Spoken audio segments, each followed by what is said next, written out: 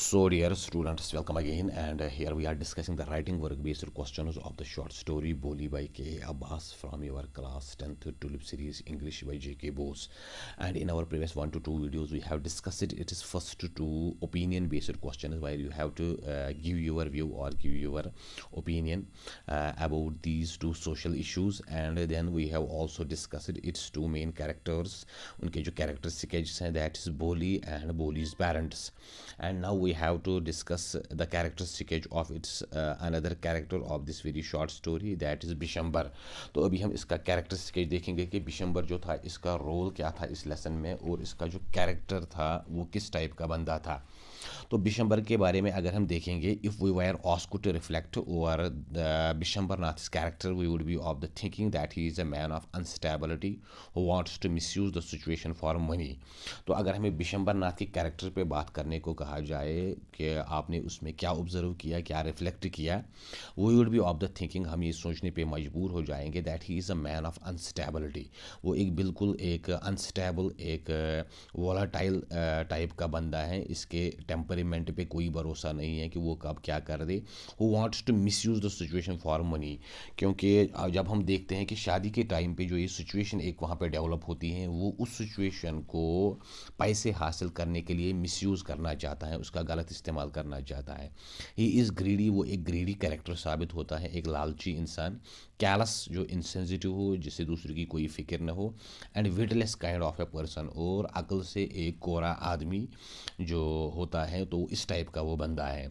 He is after profit. वो खाली profit, जो मटेरियल, जो बेनिफिट है, पैसा है, इसके पीछे हैं. But not after the respect. उससे कोई इज्जत या कोई मान मर्यादा, इन चीज़ों से कोई लेना देना नहीं है. And he is an impersonal middle aged grocer. वो एक इम्पर्सनल मीन्स एक ऐसा आदमी जिसमें कोई वार्मथ या कोई इमोशन ना हो, कोई एहसास ना हो. एक मिडल एजड, एक उदेड़ उम्र का बंदा है, एक ग्रॉसर है, एक दुकानदार है, एक किरियाने वाला है. Who is a widower. और साथ में वो एक विडोवर भी हैं जिसकी जो पहली पत्नी है वो मर चुकी है, उसका देहांत हो चुका है. And is of the same age as Bholi's father. और उसकी उम्र तकरीबन उतनी ही है जितनी बोली के जो पिताजी की उम्र है. तकरीबन इस बंदे की उम्र भी उतनी ही है. दैट मीन्स जो बोली के पिताजी की उम्र है, इस बंदे की उम्र की भी तकरीबन उतनी ही है, जो ये बिशंबर नाथ है. And then there is and his children from the first wife are quite grown up. और इस जो इसकी पहली पत्नी से जो इसके बच्चे हुए हैं वो भी तकरीबन अभी बालिग हो चुके हैं, मैच्योर हो चुके हैं, ग्रोन अप हैं. There is no love, sympathy और respect in him for others. और उसके मन में दूसरों के लिए कोई जो हमदर्दी या कोई प्यार या कोई रेस्पेक्ट, इज़्ज़त, ऐसी कोई चीज़ नहीं है.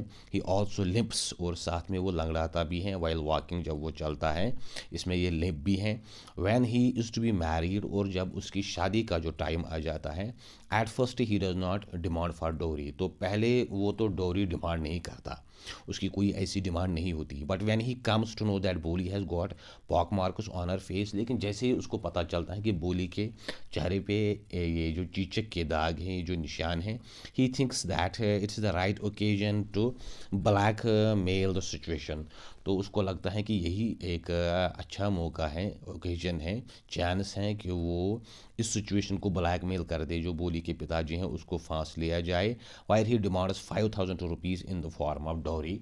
तो जिससे वो फिर 5,000 रुपीज़ जो हैं, पैसे जो हैं, वो डॉरी, दहेज की शक्ल में वसूल करना चाहता है. ही बट वी मस्ट अप्रिशिएट बोली. लेकिन हमें बोली को यहाँ पे अप्रिशिएट करना चाहिए. Who acts there bravely. जो बड़ी बहादुरी से इस सिचुएशन को हैंडल करती हैं, एंड कोरेजसली, बड़ी हिम्मत के साथ, like a women of substance. वो यहाँ पे अपने आप को एक पुरएतमाद खातून, एक इंडिपेंडेंट, एक जो ऑटोनोमस, एक ऐसी औरत के तौर पे यहाँ पे अपने आप को साबित करती हैं. क्यों क्यों कैसे she refuse to marriage such a mean, greedy and contemptible person.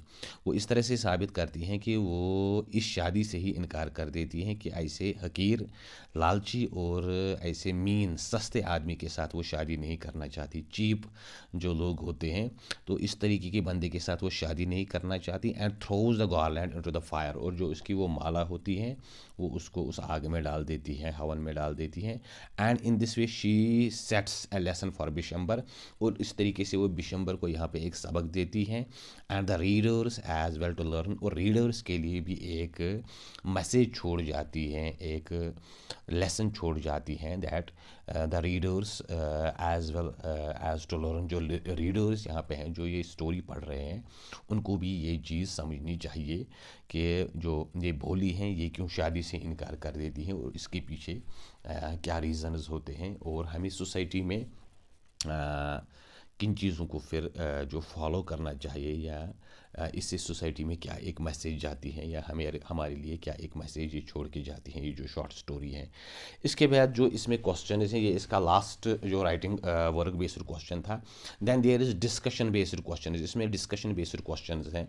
Nowadays we spend huge money on marriage, ये जो डिस्कशन बेस्ड क्वेश्चन ये आपके एग्जाम में राइटिंग बेस्ड क्वेश्चन की सूरत में भी आ सकते हैं, क्योंकि वो आपकी ओपिनियन या आपकी क्रिएटिविटी चेक करना चाहते हैं। Nowadays we spend huge money on marriages, आजकल शादियों पे बहुत ज़्यादा पैसा खर्च होता है। रिचुअल्स, शॉपिंग, चाहे फिर वो जो रिचुअल्स होते हैं related to these marriages, these ceremonies, और शॉपिंग या जो शॉपिंग होती हैं बहुत ज़्यादा। Do you think it is ostentation और नीड ड्राइवन, आपको क्या लगता है ये ऑस्टेंसेशन है, ये एक शो ऑफ के तौर पे अभी ये चीज़ बन रही है, एक दिखावे के तौर पे लोग ये सब कर रहे हैं, और नीड ड्राइवन, या सच में ये कोई ऐसी नीड है, ऐसी कोई ओब्लिगेशन है जो हमें करनी चाहिए। Come up with possible arguments in support of your opinion, तो आपको अच्छे खासे आर्ग्यूमेंट्स देने हैं यहाँ पे, तो लॉजिकल आर्ग्यूमेंट्स कि आप कि क्या ओपिनियन है, whether you think that it is an ostentation और नीड ड्राइवन, कि ये जो शादियों पे अभी बहुत ज़्यादा पैसा खर्च हो रहा है।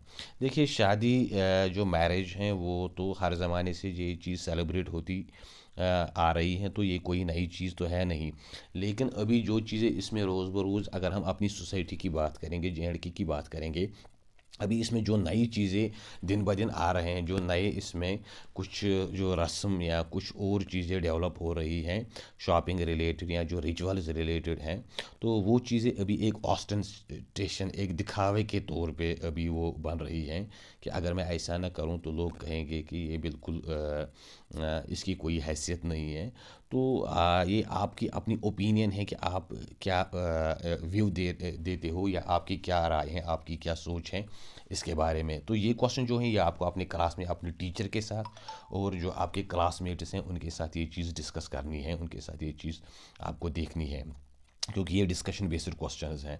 एंड देन देयर इज़ जो इसका दूसरा यहाँ पे एक और क्वेश्चन है, और आवर मैरिज इज ऑस्टेंसेशन और सेलिब्रेशंस, हमारी जो शादियाँ हैं वो अभी एक दिखावा है, एक पॉप और एंड शो जिसको आप कहते हैं, और सेलिब्रेशंस या वो सच में एक सेलिब्रेशंस हैं, जैसे हर ज़माने से वो ऐसे चली आती आ रही है। तो do you think there is a dire need to observe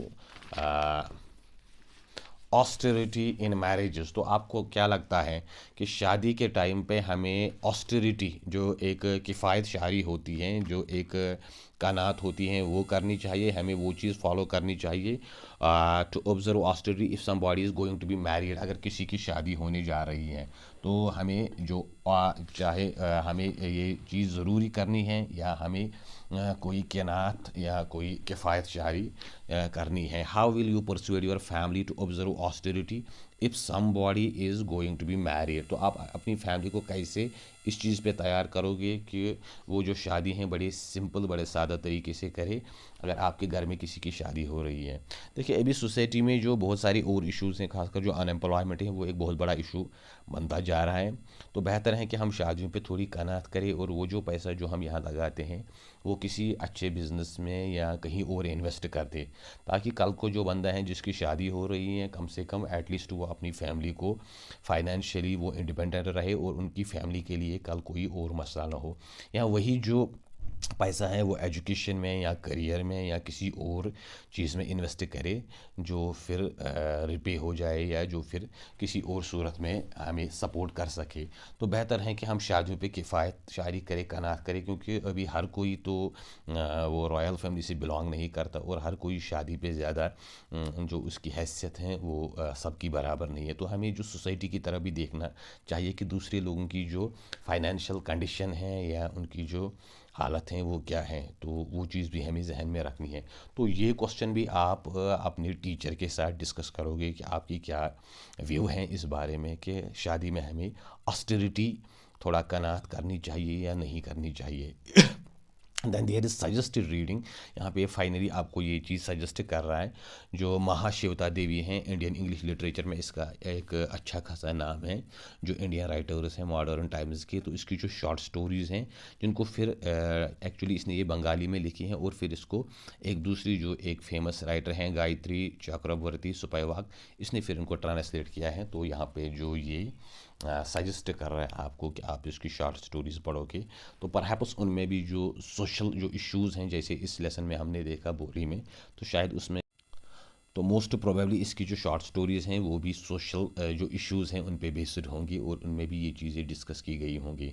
तो उम्मीद है ये जो क्वेश्चन हैं जो यहाँ हमने चाहे वो राइटिंग बेस्ड क्वेश्चन हैं या डिस्कशन बेस्ड क्वेश्चन, उम्मीद है ये आपको समझ आए होंगे और आपकी जो इन्फॉर्मेशन है और अंडरस्टैंडिंग में इससे कुछ ना कुछ इम्प्रूवमेंट या इजाफा हुआ होगा। अगर आपको ये वीडियो अच्छा लगा हो तो उसको ज़रूर शेयर करें, सब्सक्राइब करें और अपनी व्यू दें।